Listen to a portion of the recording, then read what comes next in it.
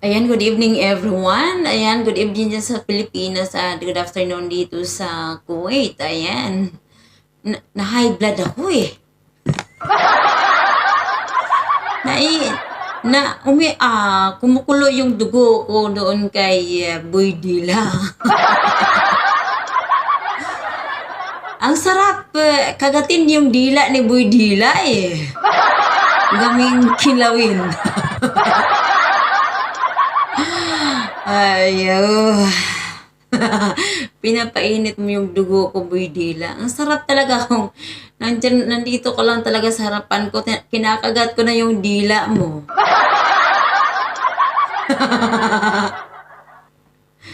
Oh, 'di ba? Dapat sana kasi nainis talaga ako diyan sa mga ginagawa niya nung San Juan, 'di ba?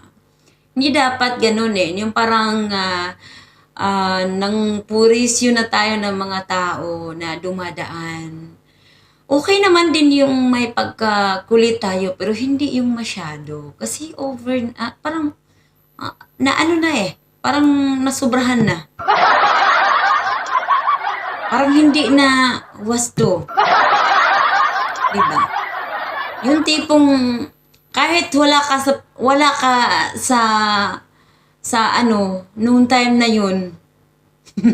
Pero talagang umiinit ang dugo. Parang iinit talaga dugo ko eh. Kung ako si driver nako, wala akong pakialam ka talaga kung nagsiselebrate ka o hindi, makakatikim ka talaga sa akin. Alam mo ba, Boy Dila, nakakaano ka lang talaga na yung tao na parang binubuli mo eh, parang nawalan ka na ng respeto eh. Di ba? Anong klaseng tao yung ganun na parang ang utak na sa talampakan. Di ba? Sinasabi na nga nung tao na hindi siya pwedeng basain kasi nga may aanuhan pa siya, may pupuntahan, di ba? Dapat man lang sana respetuhin natin. Di ba?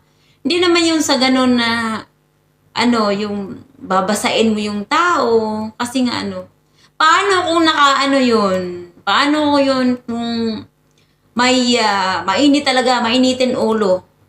Tapos babarilin ka na dahil sa katarantaduhan mo. O di madidido ka. Nang dahil sa pagsiselebrate mo, nawala naman sa diba? Yung over celebration ka naman. Yung pagsiselebrate mo, yung binabantaan kung sakali man totoo yung pinagbabantaan ka talaga, deserve mo yun. Kasi sira ulo ka eh. Hindi dapat ganun eh. Kasi hindi lahat na mga tao na handa sila, okay lang sa kanila na mabasa sila. Paano kung may pupuntahan pa sila or papasok sila sa office, wala silang dalang damit, anong gagawin? Nakapamoresyo ka talaga. Dapat iisipin natin din yung kapakanan ng ibang tao, hindi lang isipin natin yung pagkawalang utak natin. Nagigigil ako sa'yo eh, Dila eh. Boy Dila, ang sarap talaga kagatin yung dila mo.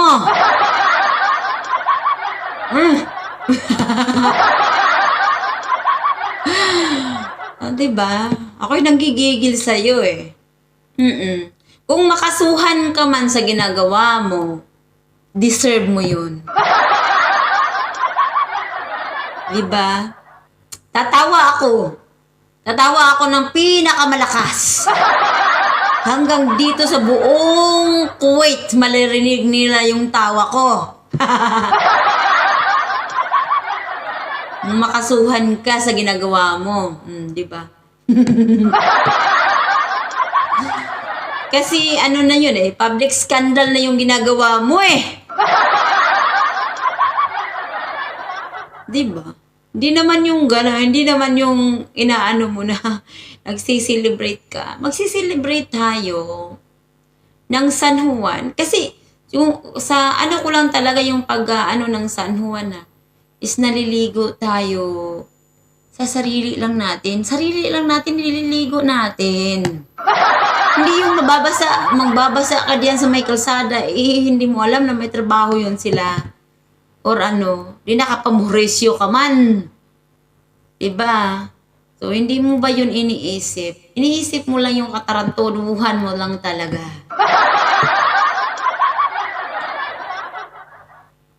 Tapos nakita ko na nag-public apology daw siya. Pero nakakaano naman din kasi nga, nagsasabi naman din siya na, I love it. Makapagmura tayo ng hindi sa oras sa iyo eh. Ang sarap kagatin ng dila mo. Yung hanggang kagat na hanggang mapuputol. Kung makagat ko yung dila mo, lulunukin ko talagang walang suka-suka yan. Diba? Nakakainis eh. Ako naha-high blood sa'yo eh.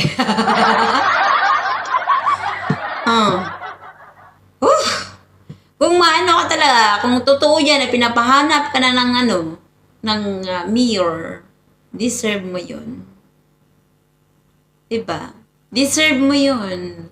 Kasi nga magpapasikat man tayo. Alam mo ba, parang sa estado mo, yung sa galaw mo yung ganun sa mga ginagawa mo na parang iwan ko, yung parang utak mo parang